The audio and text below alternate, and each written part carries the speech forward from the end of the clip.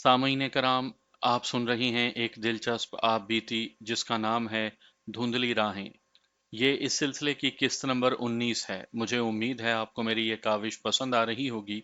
आपने अगर अभी तक मेरा चैनल कहानी घर सब्सक्राइब नहीं किया तो अभी मेरे चैनल को सब्सक्राइब करके बेल नोटिफिकेशन ऑन कर लीजिए ताकि आने वाली हर नई कहानी की इत्तला बर वक्त आप तक पहुंच सके। अगले रोज उसी वक्त मैं और सुल्तान उस जगह गए।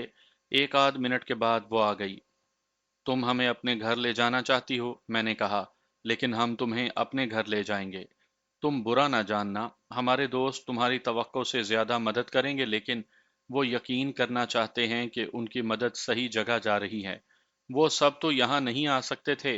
हम तुम्हें वहां ले जाएंगे, बात हम कर चुके हैं।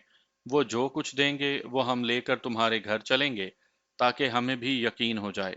वो जरा सोच में पड़ गई। घबराओ नहीं, सुल्तान ने कहा, वो सब मुसलमान हैं और तुम हमारी बहन हो। वहां तुम्हें बिठा नहीं लेंगे।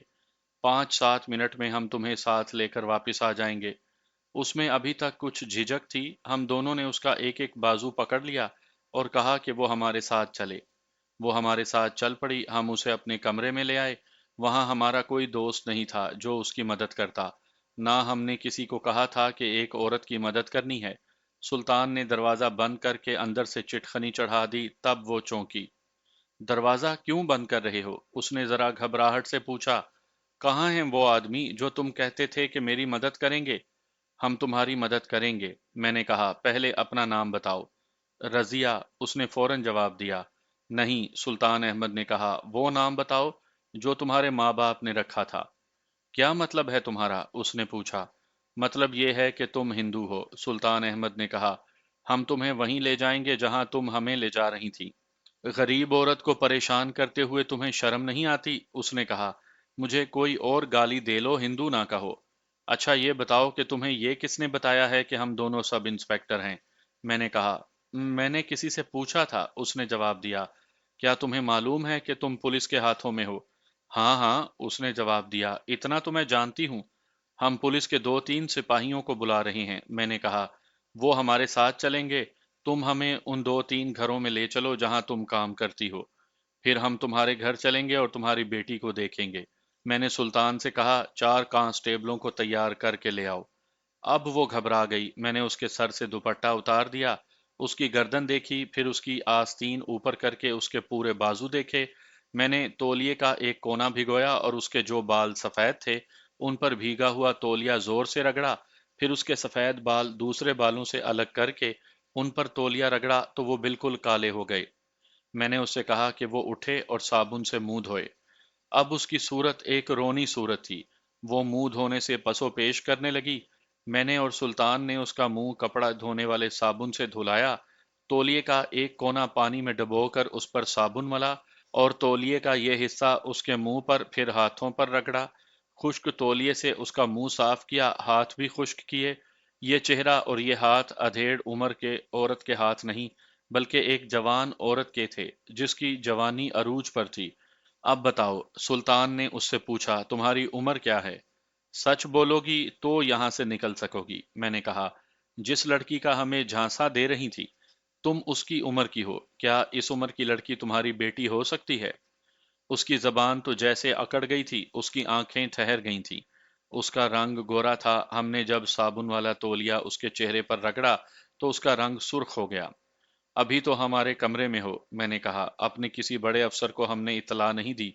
ये मामला हमारे हाथ में है। हमने तुम्हारा बहरूप उतार दिया है। तुम अब ये नहीं कह सकती कि तुम शरीफ औरत हो। तुम्हारा झूठ पकड़ा गया है। अब ये बता दो कि तुम्हारी असलियत क्या है और तुम्हारा इरादा क्या था। फिर मुझे छोड़ दोगे? उसने पूछा। पहले हमारे सवाल का जवाब दो, सुल्तान ने कहा। फिर देखेंगे कि तुम्हें छोड़ना है या नहीं। मुझे देख लिया है तुम दोनों ने, उसने कहा। क्या मैं खूबसूरत और जवान लड़की नहीं? बहुत खूबसूरत हो, सुल्तान ने कहा। ये क्यों पूछा है तुमने? इससे ज्यादा खूबसूरत रिश्वत और क्या होगी? औरत ने मुस्कुराकर कहा। ये रिश्वत कबूल करो और मुझे जाने दो। तुम हमारे कब्जे में हो, मैंने कहा। हमें तुम्हारे साथ इस किस्म की दिलचस्पी होती तो तुमसे पूछने की जरूरत ही नहीं थी। अभी तो शाम है, उसने कहा, सुबह तक तुम्हारे पास रहूंगी। اب تم رہو گی ہی ہمارے پاس، سلطان نے کہا۔ ہم تمہیں وہاں لے چلیں گے جہاں ملزموں سے اقبالی بیان لیے جاتے ہیں۔ اس نے ہمارے جذبات کو مشتعل کرنے کے لیے کچھ بیہودہ حرکتیں کی، لیکن اس کا یہ داؤ چل نہ سکا۔ سلطان، میں نے کہا، لے چلو اسے۔ 10 منٹ میں اس کا دماغ ٹھکانے آ جائے گا۔ سلطان اٹھا، عورت نے دونوں ہاتھ آگے کر دیے۔ ٹھہر جاؤ، اس نے کہا، میری ایک بات سن لو۔ میں اس قسم کی ملزم نہیں جیسی تم سمجھ رہے ہو، اس نے کہا۔ میں انگریزوں کی مجرم ہوں، تمہاری نہیں۔ تم ہندوستانی ہو، میں نے اپنا نام غلط بتایا تھا، میرا نام رضیہ نہیں لاجونتی ہے۔ میں ہندو ہوں، تم مسلمان ہو، لیکن ہم سب ہندوستانی ہیں اور انگریزوں کے ایک جیسے ہی غلام ہیں۔ مجھ میں اور تم دونوں میں یہ فرق ہے کہ میں غلامی کی زنجیریں توڑنے والوں میں سے ہوں اور تم انگریزوں کی نوکری میں آ کر مجھے مجرم سمجھ رہے ہو۔ اس طرح تم مجھ سے زیادہ غلام ہو۔ میں اپنے دیس کی خاطر اپنی جان اور اپنی عزت بھی قربان کرنے کے لیے تیار ہوں۔ اگر تم آزادی کا مطلب سمجھتے ہو تو ایک ہندوستانی عورت کی عزت کا ضرور خیال کرو گے۔ ہم پہلے تو یہ جاننا چاہتے ہیں کہ ہندوستانی عورت نے ہمیں دھوکہ کیوں دیا، میں نے کہا۔ تمہارا لیکچر بعد میں سنیں گے۔ تمہیں شاید ابھی یہ احساس نہیں ہوا کہ 2 پولیس افسروں کو دھوکہ دینا کتنا بڑا جرم ہے اور اس کی سزا کیا ہے، سلطان نے کہا۔ اس جرم کے بعد ہمارے لیے ضروری ہو گیا ہے کہ تم سے معلوم کریں کہ تم نے یہ جرم کیوں کیا ہے۔ اس نے پھر ہندوستان کی آزادی کی بات بلکہ لیکچر دینا شروع کر دیا۔ ہمارے سامنے سیدھا راستہ تھا، اسے ہم تفتیشی کمرے میں لے جاتے اور انسپیکٹر ول کو بلا لیتے، لیکن میں نے اس عورت کے ذریعے بہت بڑا شکار خود مارنے کا فیصلہ کر لیا۔ میں کمرے میں ہی سلطان کو ذرا پرے لے گیا اور اسے اپنے فیصلے سے آگاہ کر دیا۔ یہ اسی گروہ کی معلوم ہوتی ہے جسے ہم نے توڑا ہے، سلطان نے کہا۔ اس عورت کو انتقامی کارروائی کے لیے بھیجا گیا ہے۔ اس سے ہم گروہ کا خفیہ اڈا معلوم کریں گے اور پورا شکار مار کر ایس پی جانسن کو اطلاع دیں گے۔ اگر ہم نے اسے ول کے حوالے کر دیا تو یہ اسی کا کارنامہ بن جائے گا۔ انعام اور ترقی ہم کیوں نہ لیں؟ میں نے بھی یہی سوچا تھا، لیکن ہمارے سامنے ایک مشکل تھی۔ کسی گھریلو یا شریف عورت سے اقبال جرم کروانا ہو جو وہ کسی مجبوری کے تحت کر بیٹھی ہو، تو اسے کوئی اذیت دینے کی ضرورت نہیں پڑتی۔ اسے صرف یہ کہہ دو کہ اس کی عزت برباد کر دی جائے گی تو وہ اسی دھمکی سے ہتھیار ڈال دیتی ہے۔ لیکن ہمارے ہاتھ ایسی عورت آئی تھی جسے اپنی عصمت کا کوئی خیال نہیں تھا، بلکہ وہ اپنا اتنا خوبصورت جسم رشوت کے طور پر پیش کر رہی تھی۔ اس پر تشدد ہم اپنے کمرے پر اپنے طور پر ہی نہیں کر سکتے تھے، باقاعدہ کاغذی کارروائی کر کے اسے اپنے بالائی افسروں کے حوالے کرنا تھا، جو ہم نہیں کرنا چاہتے تھے۔ یہ میں بتا چکا ہوں کہ ہم یہ کارنامہ پورے کا پورا اپنے کھاتے میں ڈالنا چاہتے تھے۔ دیکھو لاجونتی، میں نے اسے کہا، جو رشوت تم نے پیش کی ہے وہ ہم ٹھکرا چکے ہیں اور کسی قیمت پر قبول نہیں کریں گے۔ ہمیں یہ بھی معلوم ہے کہ یہ جرم تم سے کروایا جا رہا ہے۔ یہ تمہارا ذاتی جرم نہیں بتاؤ گی تو 1 گھنٹے کے اندر اندر تمہارا حلیہ بگڑ چکا ہوگا۔ تم مر جاؤ گی تو بھی ہم سے باز پرس نہیں ہوگی، اور جنہوں نے تمہیں بھیجا ہے انہیں پتہ ہی نہیں چلے گا کہ تم کہاں غائب ہو گئی ہو۔ سلطان احمد نے اس کا ایک ہاتھ پکڑ لیا، اپنی ایک انگلی اس کی شہادت اور درمیانی انگلی کے درمیان رکھ کر اس کی انگلیوں کو دبایا۔ اس کی انگلیاں پتلی پتلی سی تھیں۔ لاجونتی کی چیخ نکل گئی۔ سلطان نے اس کی انگلیوں کو اور زیادہ دبایا تو وہ تڑپنے اور منتیں کرنے لگی کہ اسے چھوڑ دیا جائے۔ سلطان نے تھوڑی دیر کے بعد اسے چھوڑ دیا۔ اس عورت نے اپنی انگلیوں کو یوں دبایا اور دیکھا جیسے یہ کٹ گئی ہوں۔ یہ تو کچھ بھی نہیں، میں نے کہا۔ اسے تو ہم پولیس کا پیار کہا کرتے ہیں۔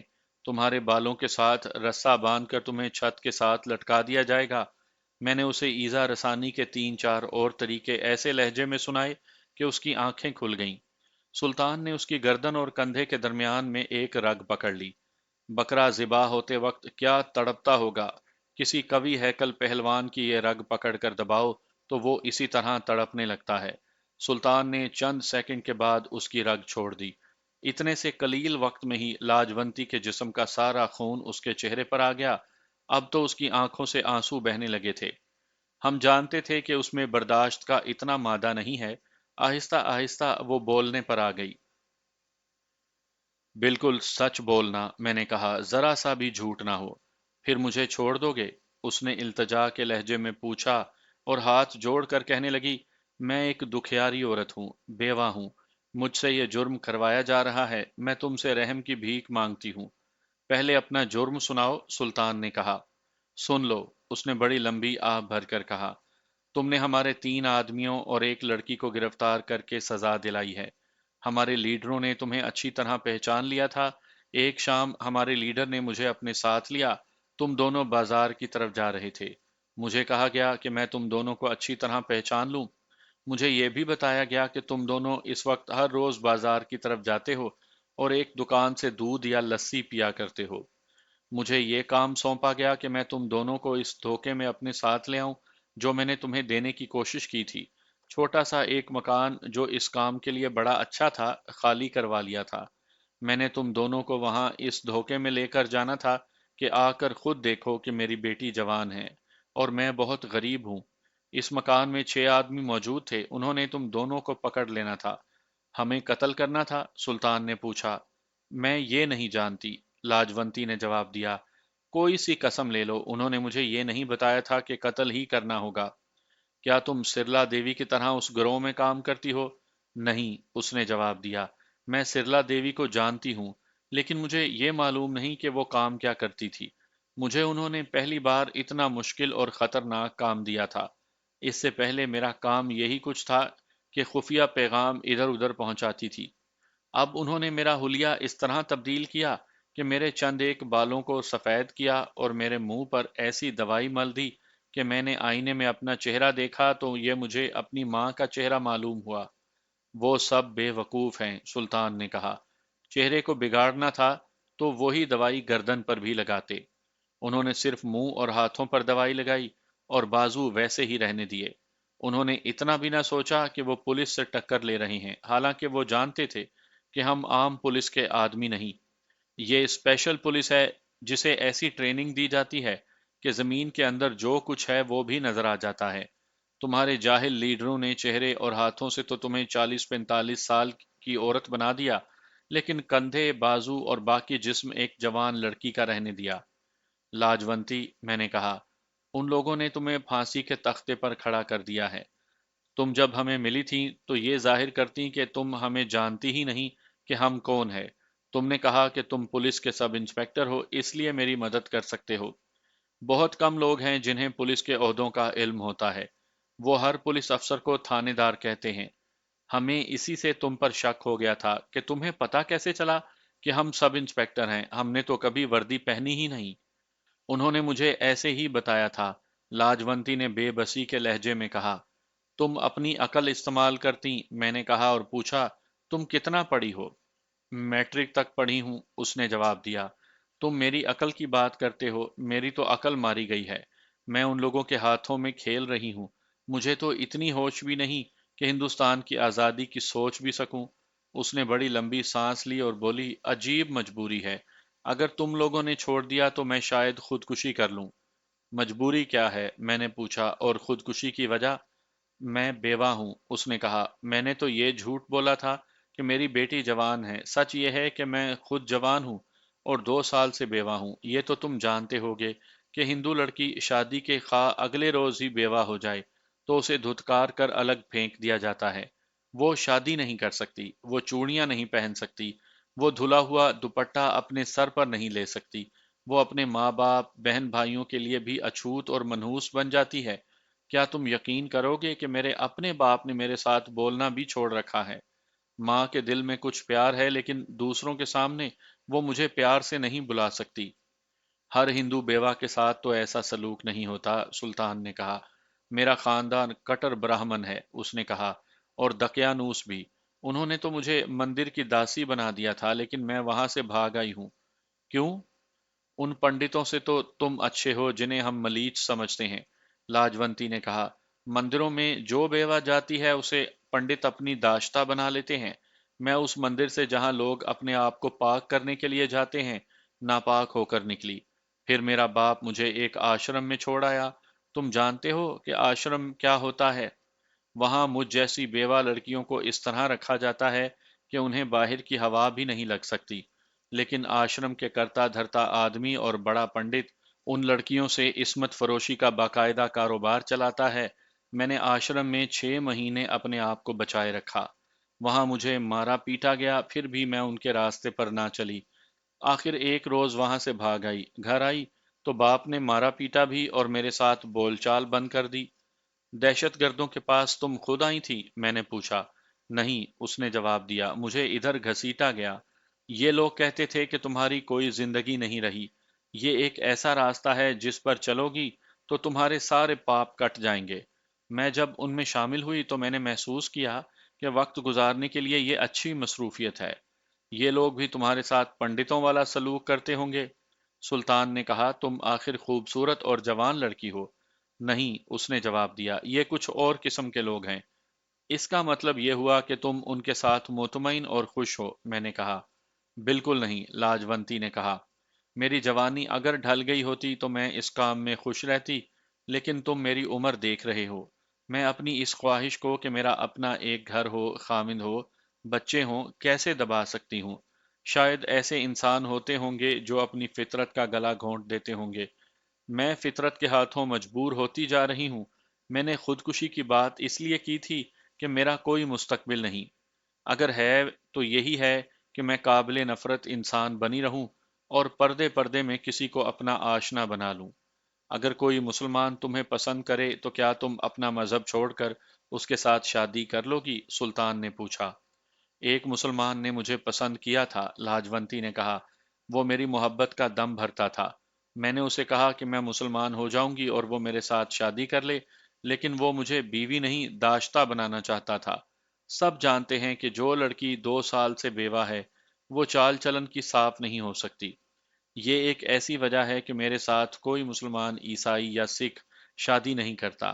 میں کہتی ہوں میرے ساتھ کوئی شادی کر لے تو ساری عمر اس کی جوتیاں چاٹتی رہوں گی۔ اگر میں تمہارے ساتھ شادی کرنا چاہوں تو راضی ہو جاؤ گی؟ سلطان نے پوچھا۔ میں نے ذرا چونک کر سلطان کی طرف پھر لاجونتی کی طرف دیکھا۔ سلطان کے چہرے پر سنجیدگی تھی۔ میں اس کی استادی سمجھ گیا۔ وہ لاجونتی کو شادی کا جھانسا دے کر اس سے راز کی باتیں پوچھنا چاہتا تھا۔ لاجونتی کا چہرہ سپاٹ تھا، اس کے سوا اس کا کوئی رد عمل نہیں تھا۔ مذاق نہ کرو، لاجونتی نے کہا۔ میں نے ٹھیک سنا تھا کہ پولیس والوں کے دل میں جذبات ہوتے ہی نہیں۔ تم ایک مظلوم لڑکی کے ساتھ مذاق کر رہے ہو؟ لاجونتی، سلطان نے کہا، اگر ہم میں جذبات نہ ہوتے تو جس طرح تم نے اپنے آپ کو پیش کیا تھا، ہم انکار نہ کرتے بلکہ انتظار ہی نہ کرتے کہ تم خود اپنے آپ کو پیش کرو۔ میں تمہارے ساتھ شادی کرنا چاہتا ہوں، دیکھنا یہ ہے کہ تم میرے ساتھ وفا کرو گی یا نہیں۔ کہتے ہیں ہندوؤں پر اعتبار نہیں کرنا چاہیے۔ سچ پوچھتے ہو؟ لاجونتی نے کہا۔ مجھے ہندوؤں سے نفرت ہو گئی ہے۔ وجہ میں بتا چکی ہوں۔ اگر تم مذاق نہیں کر رہے تو میں تیار ہوں، جب کہو گے آ جاؤں گی۔ اپنے لیڈروں کے نام اور پتے بتاؤ، سلطان نے کہا۔ اپنے گھر کا پتہ بتاؤ۔ یہ بھی سوچ لو کہ ہم خفیہ ذرائع سے معلوم کر لیں گے کہ تم نے اپنا گھر اور دوسروں کے گھر صحیح بتائے ہیں۔ پھر شادی کا دھوکہ دینے کی کیا ضرورت تھی؟ لاجونتی نے اداس سے لہجے میں کہا۔ یہ میں جانتی تھی کہ تم مجھ سے یہی پوچھو گے۔ انہوں نے مجھے بتایا کہ تم اگر پکڑی گئیں تو پولیس تمہیں دھمکیاں دے گی، لالچ بھی دے گی اور ہم سب کے نام پتے پوچھے گی۔ تمہاری بہادری یہ ہوگی کہ اپنے دیس پر قربان ہو جانا، کسی کا نام نہ بتانا۔ تم دھمکیاں دے چکے ہو، اب شادی کا لالچ دیتے ہو۔ پولیس صرف دھمکیاں نہیں دیا کرتی، میں نے کہا۔ اگر چاہتی ہو تو ہم تمہیں گرفتار کر لیتے ہیں اور آدھی رات تک تمہیں پتہ چل جائے گا کہ پولیس صرف دھمکیاں اور لالچ نہیں دیا کرتی۔ سلطان نے مجھے آنکھ سے اشارہ کیا اور میں باہر نکل گیا۔ یہ بھی پولیس کا ایک طریقہ کار ہوتا ہے کہ اس قسم کے ملزم کے پاس صرف ایک تفتیشی افسر رہتا ہے اور وہ ایک خاص انداز سے پوچھ تاچھ جاری رکھتا ہے، پھر دوسرا جاتا ہے اور وہ مختلف انداز سے تفتیش کرتا ہے۔ سلطان نے وہی طریقہ اختیار کیا تھا۔ یہ تو میں مان نہیں سکتا تھا کہ سلطان واقعی اس ہندو لڑکی کے ساتھ شادی کر لے گا۔ عام ذہن کے لوگ کہہ سکتے ہیں کہ ہم اسے ڈرا دھمکا کر اور تشدد سے تمام باتیں پوچھ سکتے تھے۔ اگر ہم پوچھ لیتے تو کیا ہو جاتا؟ ان سب کو گرفتار کر لیتے تو کس الزام پر ان کے خلاف مقدمہ چلاتے؟ اس لڑکی کو گرفتار کرتے تو یہ کہہ دیتی کہ میں اور سلطان اسے زبردستی اپنے کمرے میں گھسیٹ لائے ہیں اور اسے خراب کرنا چاہتے ہیں۔ جاسوسوں اور تخریب کاروں کو عین موقع پر پکڑا جاتا ہے اور کوشش یہ کی جاتی ہے کہ ان کے گروہ کے زیادہ سے زیادہ آدمیوں کو किसी जगह इकट्ठा होने का मौका दिया जाए। अगर हम उस लड़की पर एतबार कर लेते और ये मुख्तलिफ नाम पते बता देती, तो हो सकता था कि ये ज़ाती दुश्मनी की वजह से एक दो गलत आदमियों के नाम बता देती। हमारा मकसद ये था कि उस गिरोह का खुफिया अड्डा मालूम हो जाए और मज़ीद खुफिया मालूमात मिल जाएं। मैं निस्फ घंटे से ज्यादा देर बाहर घूमता फिरता रहा। आखिर सुल्तान बाहर आया और उसने मुझे बुला लिया। तुम यहीं ठहरो, सुल्तान ने मुझे कहा। इसे छोड़ाऊं? वो लाजवंती को साथ लेकर चला गया और मैं बेवकूफों की तरह मुंह देखता वहीं खड़ा रहा। मुझे सुल्तान पर ऐसा शुबा नहीं हो सकता था कि वो लाजवंती की खूबसूरती का शिकार हो रहा है। वो सर्विस में मुझसे सीनियर था, मैं तो सीधा भर्ती हो गया था। सुल्तान पहले ही पुलिस में एएसआई था, उसे इसी ओहदे में भर्ती किया गया था। उसकी सर्विस 2 अढ़ाई साल हो गई थी जब उसकी जहानत और जिस्मानी चुस्ती को देखते हुए उसे स्पेशल ब्रांच में ले लिया गया था। उम्र में वो मुझसे 3 साढ़े 3 साल बड़ा था। उम्र और तजर्बे के लिहाज से मैं उसे अपना उस्ताद समझता था। खुदा ने उसकी शक्ल और सूरत में भी कशिश पैदा की थी और उसकी ज़बान में तो जादू का असर था। उसकी इन खूबियों को देखते हुए मैं उसकी किसी बात या अमल को गलत नहीं कह सकता था, और वो इतने पुख्ता किरदार का आदमी था कि लाजवंती से मात नहीं खा सकता था। वो तकरीबन 1 घंटे के बाद वापिस आया, बहुत खुश नजर आता था। शादी तय हो गई? मैंने हंसते हुए पूछा। हो गई जी, हो गई, सुल्तान ने कहा। उसने अपने घर का और 4 और आदमियों के अते पते दे दिए हैं। अब ये मालूम करना है कि ये पते सही भी हैं या नहीं। वो तो करवा लेंगे, मैंने कहा, लेकिन उसे तुम छोड़ आए हो, वो फिर तो मिलेगी नहीं। एक जुआ खेला है, सुल्तान ने कहा। कल शाम के बाद उसने मुझे मिलने का वादा किया है। सुल्तान ने मुझे वो जगह बताई जहां उनकी मुलाकात तय हुई थी। मारे जाओगे सुल्तान, मैंने कहा, इस जाल में ना आओ। उसके साथ मेरी बहुत बातें हुई। सुल्तान ने कहा, वो तो रोती रही है, उसे यकीन हो गया था कि हमने उसे छोड़ दिया है, उसे खुश होना चाहिए था। लेकिन वो रो रही थी। यहाँ तो उसने इतनी ज्यादा बातें नहीं की थी। बाहर जाकर उसने एक ही रट लगाए रखी कि मुझे मुसलमान कर लो, मेरे साथ शादी कर लो। एक बार तो उसने मेरे पाँव पकड़ लिए। लड़की मजबूर है, वैसे वो इखलाक वाली मालूम होती है। सुल्तान यार, मैंने कहा, मुझे तुम्हारे इखलाक पर शुबा होने लगा है।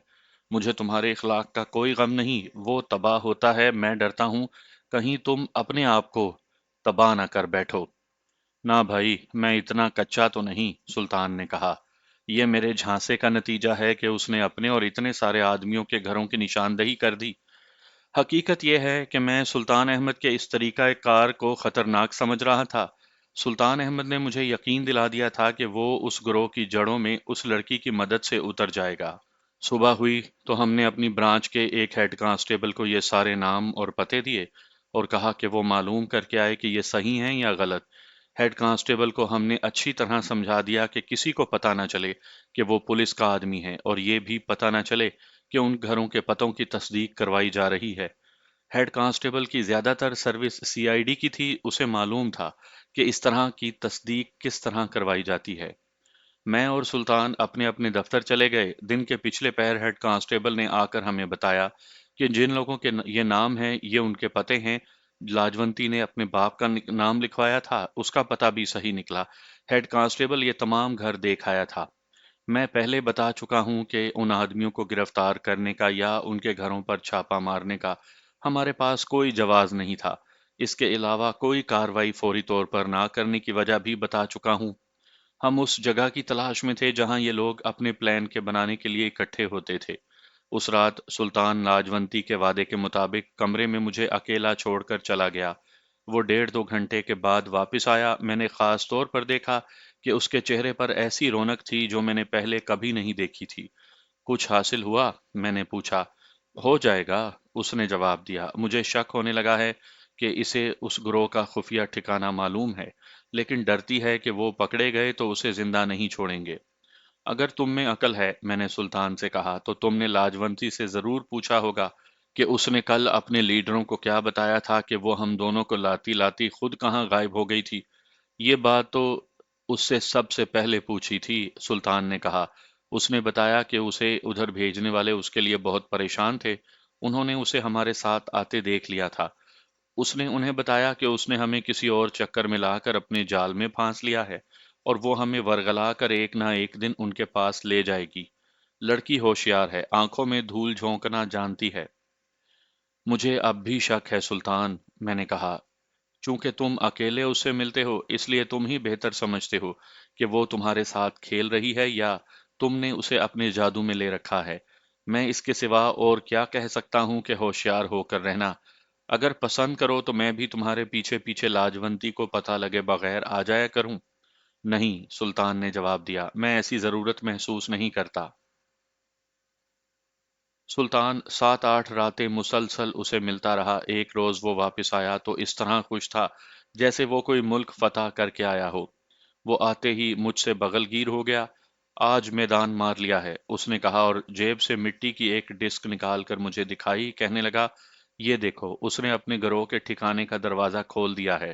میں نے اس ڈسک کو دیکھا، یہ بالکل ویسی ہی تھی جیسی رام سروپ کے اٹیچی کیس سے برآمد ہوئی تھی۔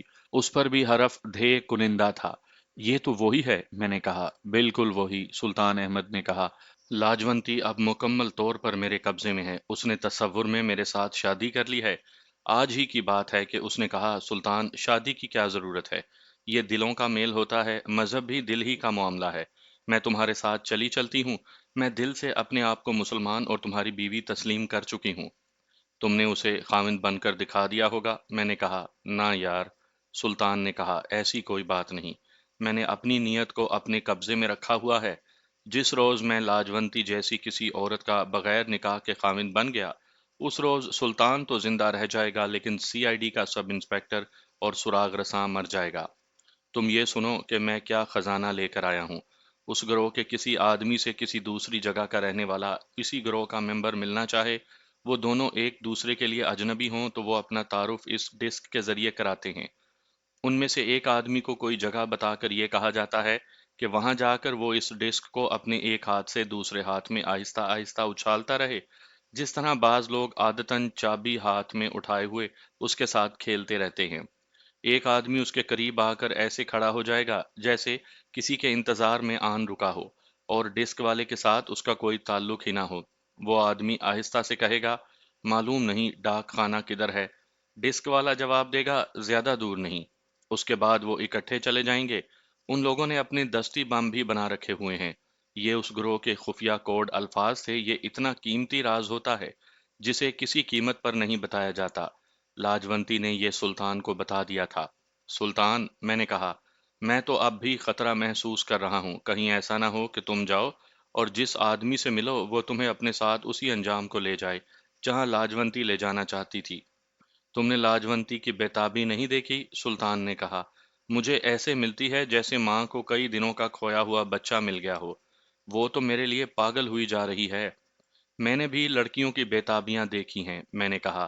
بہرحال اگلا قدم تم اکیلے تو نہیں اٹھاؤ گے؟ ہاں ہاں، سلطان نے کہا۔ صبح ول صاحب اور ایس پی صاحب کو پوری رپورٹ دیں گے۔ اس گروہ میں داخل ہونے کی اسکیم تو بنائیں گے نا؟ صبح ہم دفتر گئے تو انسپیکٹر ول کو یہ پوری رودات سنائی، لاجونتی کے متعلق بھی سب کچھ بتایا اور یہ بھی بتا دیا کہ وہ سلطان کے ساتھ شادی کرنے کا فیصلہ کر چکی ہے۔ صاحب بہادر، میں نے کہا، ہو سکتا ہے کہ لاجونتی کا یہ فیصلہ چال بازی ہو، یہ سلطان کے لیے بلکہ میرے لیے بھی خطرہ ہوگا۔ فکر نہ کرو، انسپیکٹر ول نے کہا، تم دونوں اکیلے نہیں ہوگے، جانسن صاحب کے پاس چلو۔ ہم دونوں نے وہی کہانی جو ول کو سنائی تھی ایس پی جانسن کو بھی سنا دی۔ وہ تجربہ کار پولیس آفیسر تھا، اس نے دنیا کے یعنی مجرموں کی دنیا کے بڑے کردار اور بہت سے رنگ دیکھے تھے۔ اس نے بال کی کھال اتارنی شروع کر دی۔ اسے بھی یہی شک تھا کہ لاجونتی دھوکہ دے رہی ہے۔ آخر اس نے اپنی ہر طرح سے تسلی کر لی، اس مہم میں تم دونوں نہیں ہوگے، ایس پی جانسن نے کہا، اور سب انسپیکٹر اللہ داد کو بھی اس میں شامل نہیں کیا جائے گا۔ یہ گروہ تم تینوں کو پہچانتا ہے۔ انسپیکٹر ول، تم کس کو بھیجنا چاہو گے؟ کوئی مسلمان ہی ہوگا، ول نے کہا۔ یہ گروہ ہندوؤں کا ہے، اس لیے ہم مہم میں کسی ہندو افسر کو شامل نہیں کرنا چاہتے۔ اس نے ذرا سوچ کر کہا، اے ایس آئی عتیق بہتر رہے گا۔ وہ اسی علاقے کا رہنے والا ہے، سلطان نے کہا۔ ہندوؤں کی طرح بول سکتا ہے اور ان کے مذہب اور طور طریقوں سے بھی واقف ہے۔ اے ایس آئی عتیق الرحمان کو اسی وقت بلا لیا گیا۔ عقلمند آدمی تھا، اگر وہ فلمی دنیا میں یا کسی تھیٹر کمپنی میں چلا جاتا تو ایک کامیاب ایکٹر ہوتا۔ ایس پی جانسن اور انسپیکٹر ول نے اسی وقت اسکیم تیار کر لی اور جن آدمیوں نے اس میں شامل ہونا تھا انہیں بلا لیا گیا۔ انہیں تفصیل سے بتایا گیا کہ یہ کیا آپریشن ہے اور کس آدمی کی کیا ڈیوٹی ہے۔ سلطان احمد کو حکم ملا کہ وہ عتیق کو ڈسک اور کوڈ الفاظ اچھی طرح سمجھا دے۔ وہ دن احکام، ہدایات اور ریہرسل میں گزر گیا۔ ریہرسل کی ضرورت عتیق کو تھی کیونکہ خطرناک کام اسی نے کرنا تھا۔ باقی آدمیوں نے عتیق کی حفاظت کے لیے اور آخر میں چھاپا مارنے کے لیے پرائیویٹ کپڑوں میں اس جگہ کے ارد گرد رہنا تھا۔ اس رات بھی سلطان لاجونتی سے ملنے چلا گیا۔ واپس آ کر اس نے بتایا کہ لاجونتی بہت پریشان تھی۔ گروہ کے دو لیڈروں نے اسے ڈانٹ ڈپٹ شروع کر دی تھی کہ وہ سستی اور کوتاہی کر رہی ہے۔ وہ اسے کہتے تھے کہ ہم دونوں کو وہ جلدی لائے۔ لاجونتی جھوٹ بول بول کر انہیں تسلیاں دے رہی تھی۔ اب وہ سلطان سے کہتی تھی کہ شادی کرنی ہے تو بہت جلدی کرو۔ کیا تم میرے گروہ کے آدمیوں کو پکڑنے کا بندوبست کر رہے ہو؟ لاجونتی نے سلطان سے پوچھا۔ نہیں، سلطان نے جواب دیا، اگر انہیں پکڑا تو خطرہ ہے کہ وہ تم پر شک کریں گے اور تمہیں نقصان پہنچائیں گے۔ میں تمہاری خاطر ان لوگوں کو دل سے اتار رہا ہوں۔ اگر وہ لوگ تمہیں پریشان کرتے ہوں اور تم ان سے انتقام لینا چاہتی ہو تو میں انہیں گرفتار کروا سکتا ہوں۔ رہنے دو سلطان، لاجونتی نے کہا، میں تمہارے پاس آ جاؤں گی۔ اگر اس وقت انہوں نے میرے خلاف کوئی کارروائی کی تو پھر تم ان کے خلاف جو کچھ بھی کر سکتے ہو کرنا۔ یہ سلطان کی احتیاطی تدبیر تھی۔ اگر وہ لاجونتی کو بتا دیتا کہ وہ ان آدمیوں کو ایک دو دنوں میں پکڑ لیں گے تو لاجونتی دانستہ یا غیر دانستہ طور پر کسی نہ کسی کے ساتھ اس کا ذکر کر سکتی تھی۔ 2 روز کے بعد اس مہم کی کارروائی شروع ہو گئی۔ بعد میں مجھے جو تفصیلات معلوم ہوئیں وہ اس طرح تھی۔ عتیق ہندوؤں کے لباس میں اس گروہ کے ایک سرکردہ فرد کے پاس گیا۔ یہ لاجونتی سے معلوم کیا گیا تھا کہ جو اس نے نام بتائے ہیں ان میں لیڈر قسم کا آدمی کون ہے۔ یہاں میں 2 چیزوں کی وضاحت کروں گا۔ ایک ہے ہندوؤں کا لباس۔ آج کل ہندوؤں نے اپنا روایتی لباس پہننا کم کر دیا ہے۔ اس زمانے میں ہندوؤں کی اکثریت ایک خاص قسم کی دھوتی باندھتی تھی۔ کرتا لمبا ہوتا ہے اور سر پر خاص قسم کے کپڑے کی ٹوپی رکھتے تھے۔ دوسری بات جو میں پہلے بھی بیان کر چکا ہوں یہ تھی کہ دہشت گرد گروہوں میں زیادہ تر آدمی نوجوان یا نوجوانی کی عروج کی عمر کے تھے۔ ان میں سوچ کی گہرائی بہت کم تھی، وہ جوشیلے اور جذباتی تھے۔ پولیس ان کی اسی وصف سے فائدہ اٹھاتی تھی۔ عتیق اس گروہ کی مخصوص ڈسک اپنے ساتھ لے گیا۔ جس شخص نے اس سے ملنا تھا وہ ایک جنرل سٹور میں مل سکتا تھا۔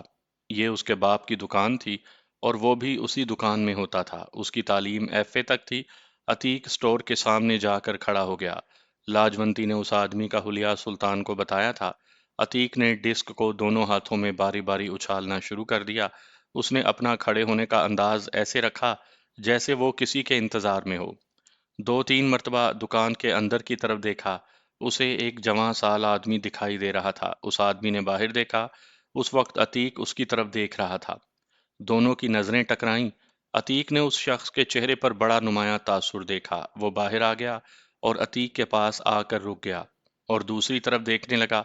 معلوم نہیں ڈاک خانہ کدھر ہے؟ عتیق نے ایسے کہا جیسے اپنے آپ کے ساتھ بات کی ہو۔ زیادہ دور نہیں، اس جوان سال آدمی نے کہا۔ دھرمندر، عتیق نے کہا۔ اس جوان سال دکاندار کا نام دھرمندر تھا۔ وہ عتیق کی طرف مڑا تو عتیق نے اپنا نام پرشوتم بتایا۔ دھرمندر نے عتیق کے ہاتھ میں ڈسک دیکھ لی تھی جو دراصل عتیق نے اسے خاص طور پر دکھائی تھی۔ دھرمندر دکان میں کسی کو یہ کہہ کر کہ وہ تھوڑی دیر کے لیے کہیں جا رہا ہے عتیق کے ساتھ چل پڑا۔ آپ کہاں سے آ رہے ہیں؟ دھرمندر نے پوچھا۔ یہ پوچھنے اور بتانے کی ضرورت نہیں، عتیق نے باروب لہجے میں کہا جیسے وہ بڑا لیڈر ہو۔ میں بہت جلدی میں ہوں اور بہت ضروری کام سے آیا ہوں۔ وہ چلتے گئے اور ایک ایسی سڑک پر جا نکلے جہاں آتے جاتے لوگ بہت ہی کم تھے۔ دیکھو دھرمندر، عتیق نے کہا، تم لوگوں نے جو بم بنا رکھے ہیں وہ ناقص ہیں۔ میں ایک نمونہ لایا ہوں، اس کا طریقہ بھی بتا دوں گا اور چیزیں بھی لکھوا دوں گا۔ یہ خیال رکھو کہ یہاں کے 3 آدمی اور ایک لڑکی پکڑے گئے ہیں۔ اس کا مطلب یہ ہے کہ تم لوگ رازداری سے کام نہیں لیتے اور جذباتی ہو کر بے عقلی کی حرکتیں کرتے ہو۔ تم لوگ ایک اور خطرناک غلطی کر رہے ہو۔ لاجونتی کون ہے؟ ایک بیوہ لڑکی ہے، دھرمندر نے جواب دیا۔ اور تم اسے سی آئی ڈی کے آدمیوں کو پھانسنے کے لیے استعمال کر رہے ہو۔ अतीक ने कहा, उसे रोक दो, वो किसी भी वक्त पकड़ी जा सकती है, वो आखिर लड़की है, पकड़ी गई तो तमाम आदमियों के नाम पते बता देगी। रोक देंगे, धर्मिंदर ने जवाब दिया। परशोत्तम जी, मैं बड़ी मुश्किल में फंसा हूँ। हमारे आदमी बाज़ औक़ात लीडर के हुक्म के बगैर ऊट पटांग हरकतें करने लगते हैं। मुझे उनके नाम बताओ, अतीक ने कहा। अब मुझे ये बताओ कि हमारे यहाँ के दोस्त कितनी जल्दी और कहाँ इकट्ठे हो सकते हैं। मैं उन्हें नया बाम दिखाऊंगा, मेरे थैले में है। ज्यादा से ज्यादा 20 मिनट लगेंगे, मैं इस जगह का वाकिफ नहीं। मुझे वो जगह दिखा दो जहां सब ने इकट्ठे होना है।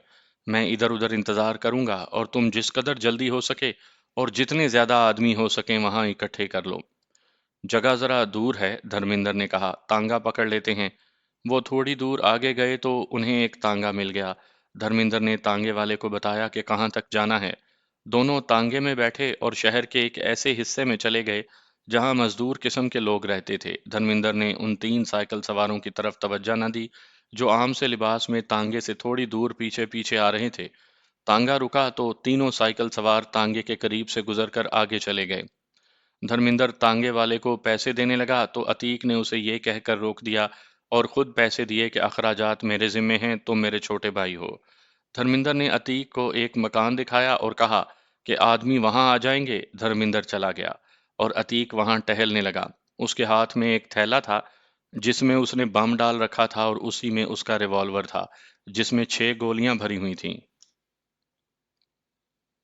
तकरीबन 1.5 घंटे के बाद एक तांगा वहां आकर रुका। उसमें 6 आदमी सवार थे। उनकी उम्रें 20 से तकरीबन 26 साल तक थीं। वो सब उस मकान में चले गए। चंद मिनट के बाद अतीक फिर अंदर चला गया।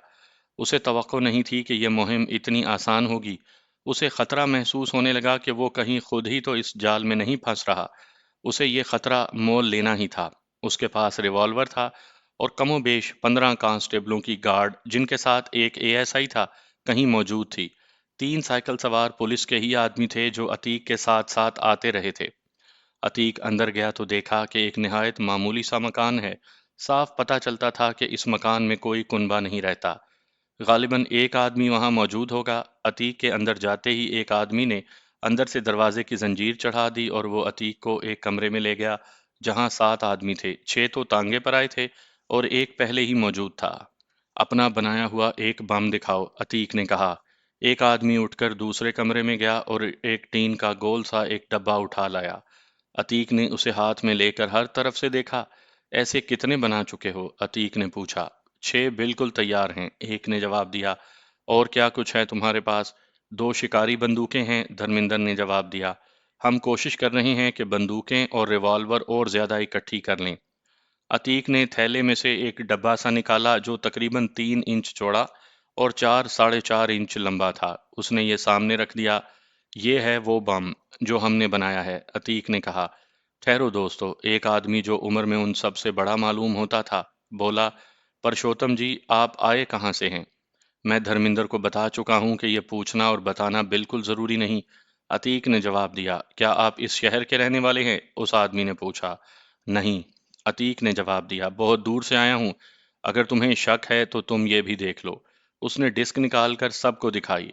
छोटी उम्र के नौजवान अपने उस साथी को जो अतीक से सवाल पूछ रहा था टोकने लगे कि वो परशोत्तम जी को परेशान ना करे। रामस्वरूप इसी बेएहतियाती की वजह से फांसी चढ़ गया है, उस आदमी ने कहा। हमारे पास बाहर के आदमी आते हैं तो सबसे पहले बताते हैं कि वो कहाँ से आए हैं। परशोत्तम जी, आप ये बताएं कि आप कहाँ से आए हैं। सिर्फ उस लीडर का नाम बता दें जिसने आपको भेजा है।